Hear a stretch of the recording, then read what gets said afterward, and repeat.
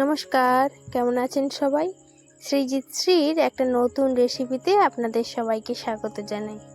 আজকে নিয়ে চলে এসেছি একটা ঘুগনি রেসিপি। ঘুগনি তো আমরা অনেক রকমভাবে বানিয়ে থাকি। আজকে বানাবো খাসি মাংসের চর্বি দিয়ে ঘুগনি। এর জন্যে আমি মটরটাকে প্রায় 7-8 ঘন্টা ভিজিয়ে রেখেছিলাম। যখন মটরটা পুরো ভালোভাবে ভিজে ফুলে গেছে, তারপর এটাকে কুকারে একটু সিটি দিয়ে নেব, প্রায় 3-4টে মতো। তার সাথে দিয়ে দিলাম 4টে আলু ও একটু লবণ। এটা দিয়ে 1 কাপ মতো জল দিয়ে এটাকে 4টে মতো সিটি দিয়ে নেব। ঢাকনাটা বন্ধ করে দিলাম, বাস এটা হতে থাকুক। এদিকে একটা কড়াইয়ের মধ্যে সর্ষের তেল গরম করে তার মধ্যে একটা শুকনো লঙ্কা আর একটু তেজপাতা দিয়ে দিলাম। দেওয়ার পর একটা পেঁয়াজ কুচি দিয়ে দেব। পেঁয়াজটা হালকা লাল লাল করে ভাজা হয়ে যাবে, প্রায় এই রকম। এরপরে দিয়ে দেব আদা রসুন বাটা। এটা দেওয়ার পরও ভালো করে একটু মশলাটাকে কষিয়ে নিচ্ছি। তার সাথে দিয়ে দেব হলুদ গুঁড়ো আর লাল লঙ্কার গুঁড়ো। এগুলো দিয়েও ভালো করে মশলাটাকে আমি ভেজে নিচ্ছি। আমি কিন্তু খুব একটা বেশি পরিমাণে তেল দিচ্ছি না, কেননা ওই চর্বিটা থেকে যেটুকু তেল বেরাবে তাতেই কিন্তু বেশ সুন্দর করে রান্নাটা হয়ে যাবে। এই যে দেখুন, আমি এটাকে যেরকম ভাবে একটু বড় বড় করে কেটে নিয়েছি, যেরকম টুকরো করা ছিল সেই রকমই। কিন্তু আমি আপনাদের বলবো এটাকে একটু ছোট ছোট করে কেটে নেবেন, তাহলে কিন্তু রান্নাটা আরো বেশি মজার হয়। এবার এর মধ্যে কোনো কিছু ম্যারিনেশন করিনি আমি, তাই দিয়ে দিলাম অল্প লবণ আর 2টো চেরা কাঁচা লঙ্কা আর সামান্য পরিমাণে গরম মশলার গুঁড়ো। এই সমস্ত কিছু দিয়ে এগুলোকে ভালো করে একটু মিশিয়ে নিচ্ছি। এভাবে করে ঢেকে ঢেকে প্রায় আমি 2-3 বার ধরে ঢেকে ঢেকে ভালো করে আমি এটাকে কষিয়ে নেব। এটা কিন্তু খুব একটা চর্বিটা গলে যাবে না, কিন্তু তেলটা ছেড়ে আসবে। তখন আমরা বুঝবো যে এটা ভালো করে কষানো হয়ে গেছে। আপনারা চাইলে এখন খুন্তি দিয়েও একটু চর্বিটাকে ছোট ছোট করে কেটে দিতেও পারেন, বা হালকা করে একটু ভেঙেও দিতে পারেন। এবার দেখুন তেলটা উপরে ভালো করে ভেসে চলে এসছে। আমি কিন্তু এতটুকু পরিমাণে তেল দিইনি, ওই চর্বি থেকেই কিন্তু অনেকটা পরিমাণে তেল বেরিয়েছে। তাই আপনাদের বলবো এই রান্নাটার ক্ষেত্রে আপনারা খুব কম পরিমাণে তেলটা ব্যবহার করবেন। ভালো করে মশলার সাথে চর্বিটা ভালো করে কষানো হয়ে গেছে। আমি এখানে একটা জিনিস স্কিপ করে গেছি। এখানে আমি দিয়েছিলাম একটু জিরে বাটা। আপনারা কিন্তু এটা অবশ্যই দেবেন। হয়তো জিরে বাটা না থাকলে আপনারা জিরে গুঁড়োও দিতে পারেন, কিন্তু এই রান্নার ক্ষেত্রে আমি আপনাদের বলবো জিরেটা আপনারা অবশ্যই ব্যবহার করবেন। সেটা আপনারা এই পর্যায়ে দিয়ে দিতে পারেন।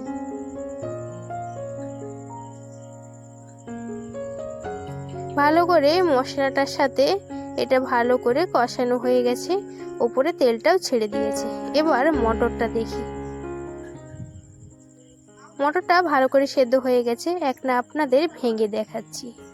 দেখুন, 2টো আঙুল দিয়ে প্রেস করতে কিন্তু ভালো করে মটরটা গলে গেল।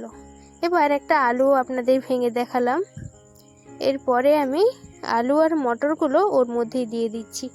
আলুটা আমি গোটা গোটাই দিয়েছিলাম, তাই হাত দিয়ে একটু ভেঙে ভেঙে দিলাম। আপনারা চাইলে সেদ্ধর সময় আলুটা কুচি করে মটরের সাথে সেদ্ধ করে নিতে পারেন।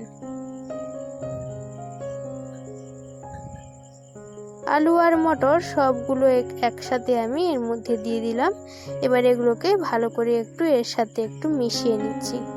কষানোর আর কিছুই নেই, শুধু মশলার সাথে একটু 2-3 মিনিট ধরে ভালো করে একটু হাতা দিয়ে নেড়ে নেড়ে মিশিয়ে নেব।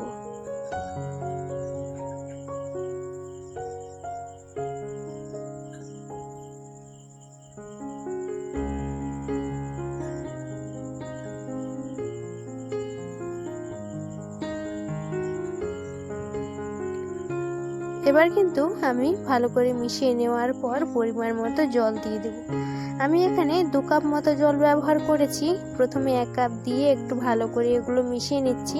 তারপরে আমার মনে হলো যে আর 1 কাপ লাগবে, তাই আমি এটা মেশানোর পর আর 1 কাপ জলের মধ্যে ব্যবহার করলাম।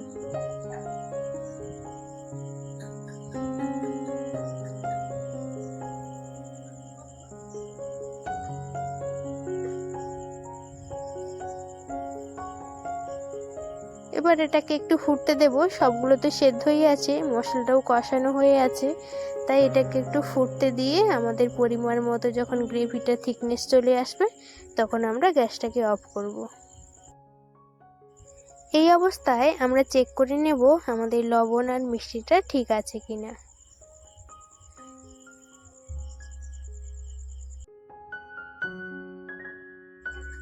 প্রায় 3-4 মিনিট ধরে এভাবে মিডিয়াম গ্যাসে হওয়ার পর তারপর আমাদের জলটা দেখুন কতটা শুকিয়ে এসছে।